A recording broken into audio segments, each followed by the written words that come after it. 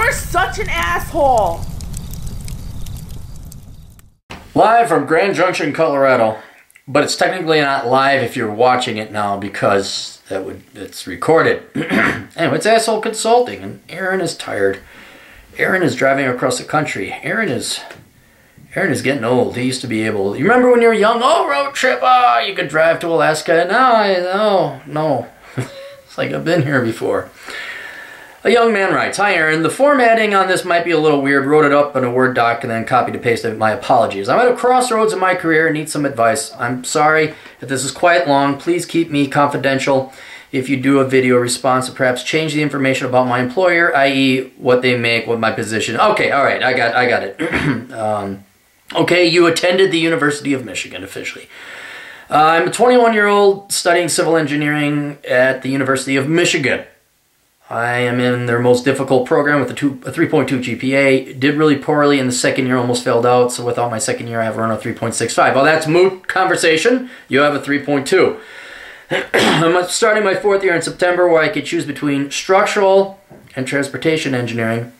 I'm planning on picking transportation because it works better with my skill set. More on that below. I've also written my LSATs because at one point I wanted to be a lawyer. No, you're not going to become a lawyer. Not unless you get into a tier 1 law school. Just don't become a lawyer. Even if you do make it into law, I don't know one happy lawyer.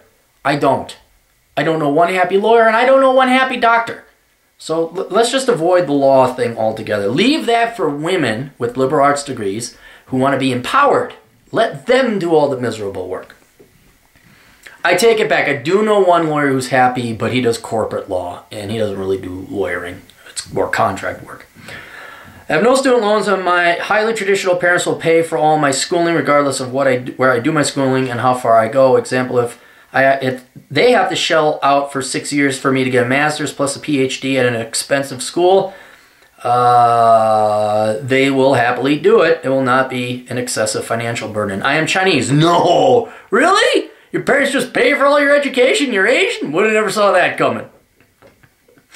White parents, oh yes, dear old bar. See, here's the difference between Asian parents paying the way kids the way through white parents, Latino, and blacks.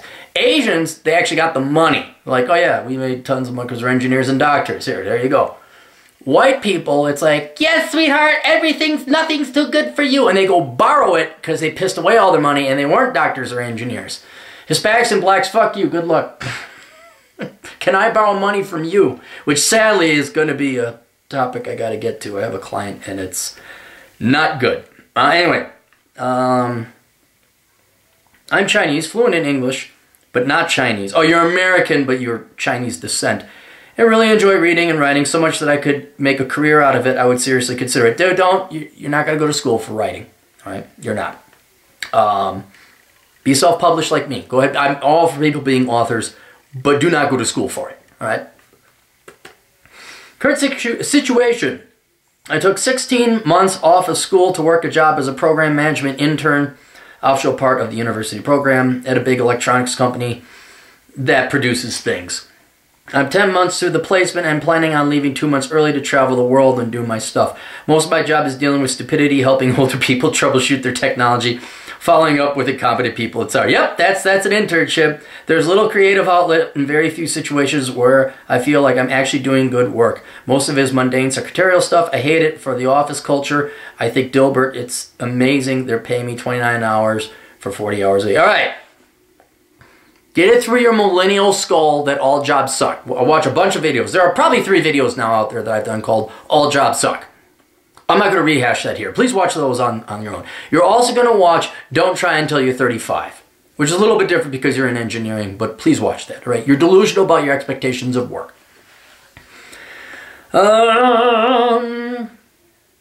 All the things I've learned from my job over the past 10 months is from observing and reflecting on their issues, inefficiencies, and stupidities. I may be overplaying myself, but I do not think they actually have taught me anything. No, they haven't. You're probably very high IQ.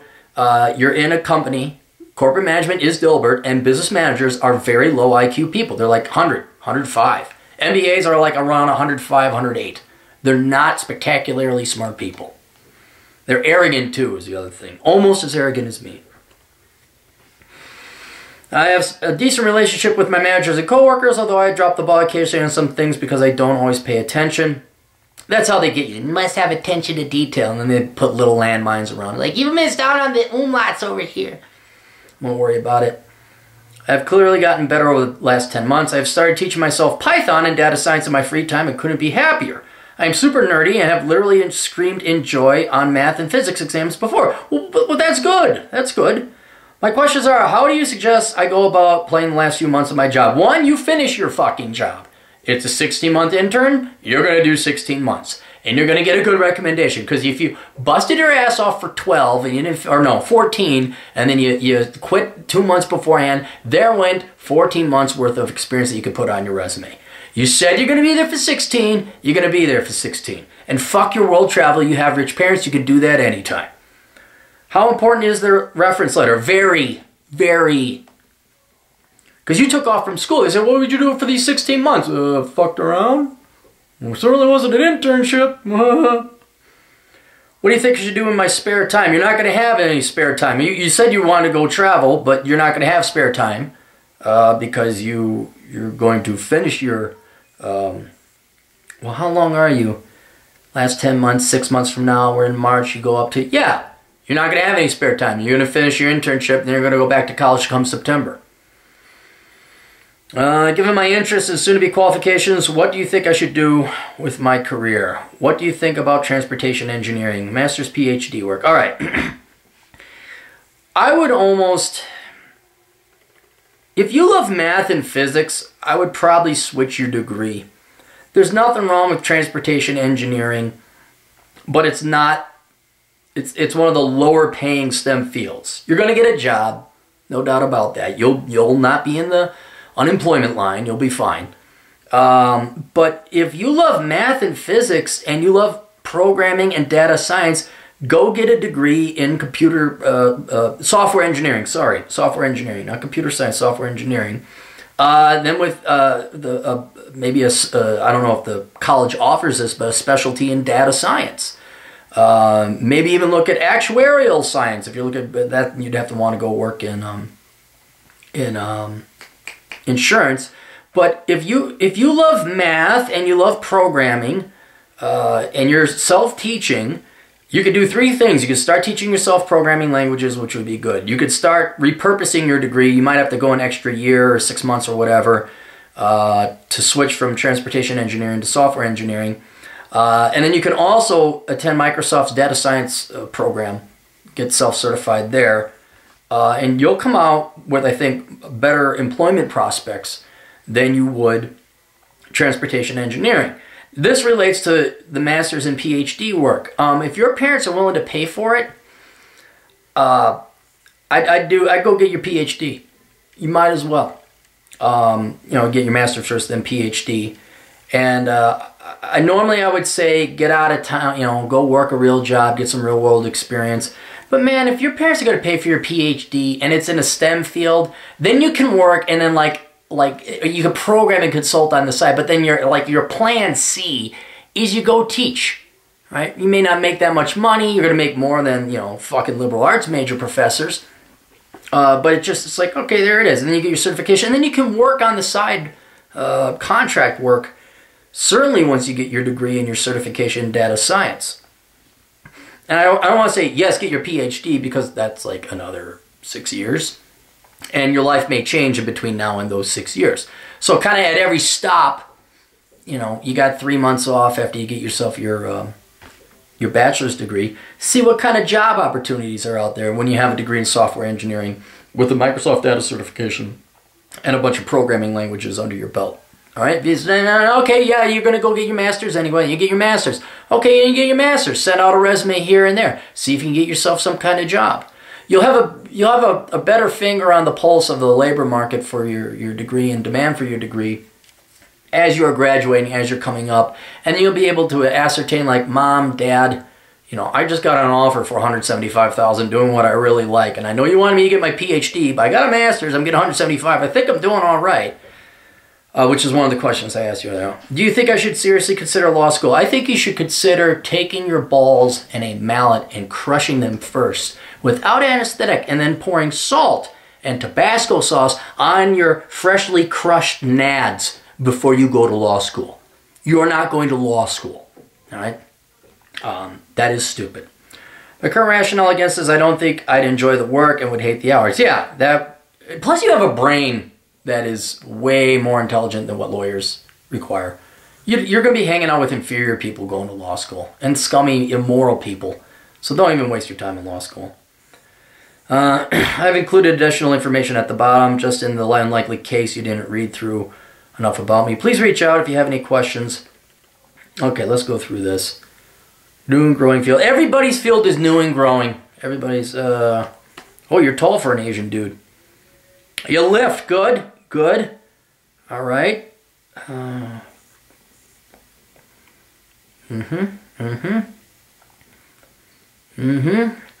Good, good.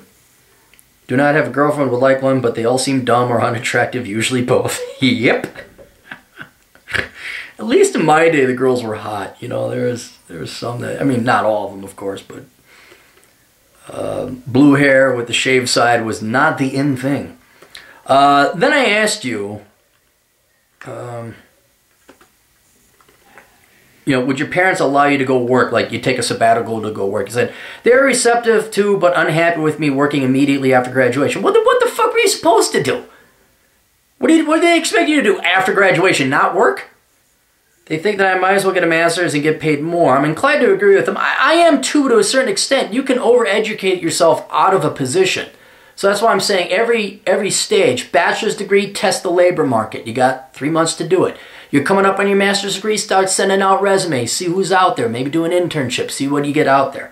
And then if there's, like, your next level of education should be your plan B. Like, okay, I couldn't find a job that paid enough. All right, now I'll get my master's. So as long as they're open to it, that's cool. I enjoy school, and I think I do better in school than I do in the workforce. Well, everybody does, because school is not the real world. That's not real. I've also seriously eyed academia, master's, PhD, to become a professor, look for tenure in transportation engineering. Well, you could go transportation engineering or the data science route, programming, whichever you prefer. And remember, your professorship is a plan C, all right? If you just want to do money and have it easy, yeah, go be a professor, all right? And even the real professors I see, they end up consulting and advising anyway, especially in STEM. But go get a little bit of real-world experience so you're not one of these cock-sucking fucking hypocrites. Well, I have a PhD in this and that and that and this, and I've never set foot in the real world. Like, why the fuck should I listen to you then? But yeah, there's nothing wrong with getting your PhD. Nothing wrong with teaching, but like, you're not using your full potential when you teach. Those who can't do, teach. Trust you me, all right? So I would see what what opportunities lay out there in the employment world. You know, if nothing comes up, okay, fine, go teach. It happens. A lot of people it happens to. You're just not the working type, and you go, and some people are great professors. All three of them. It seems like reasonably productive work. I think my writing and interpersonal skills will put me above other professors around me. Maybe. I'm in the sciences, so the bar is set lower. That's true. That's true. I can handle the technical stuff. However, I have a great relationship with them. We can talk about most things rationally. These are your folks. Insofar as I have good reasons, good. I can do whatever I want. This means that any sort of profession that seems reasonable, prestigious, example, banking, engineer, journalist, marketer, you can convince them, boy, your parents are convinced of dumb shit. Banker isn't worth it. Journalist is bullshit. Marketer is worthless. Maybe startup work. Well, do you have an idea? Anything that isn't white-collar bartender, barista is a hard no. Yeah, but you don't go and get your doctorate to become a barista or a bartender. You go there to get a worthless degree in the hopes you become a professor. You don't become a professor because you majored in English or philosophy, and then you end up going working as a barista anyway. For the response, you toss me a lot of money. Thank you. If you guys ever want to overpay me, you certainly may. You certainly may do that. So, yeah, dude, that's what I would do. It's really up to you intellectually. The law thing is a hard no. You're not doing that. That's dumber than shit. You're wasting your intellect. For your passion, what you've described to me, it sounds like data science, software engineering, programming route. That sounds what I think you'd be happiest, where you make the most money. And it does pay more money. Transportation engineering, nothing wrong with it. If you like it, cool. But if you don't like it, you're kind of and you scream in orgasmic ecstasy when you ace a math problem. Kind kind of suggest you go towards the data science math route and not so much transportation engineering. And I also think that the future down the road is a little bit going to be more along the lines of programming, although you do have to keep your skills up and keep your languages up. But that's what I'd recommend. So anyway, you guys got questions? America's older brother has the answers as long as you got money over at assholeconsulting.com. Check out my blog, CaptainCapitalism.blogspot.com. Give me more fucking money by going to patreon.com/Aaron Clary. You just give me more money. It seems to work for some odd reason. And then if you want something in exchange, you can buy my books on Amazon.com or just use my Amazon affiliate program. And that way it doesn't cost you anything more than what you're going to spend anyway. So we'll see you guys later. Toodles.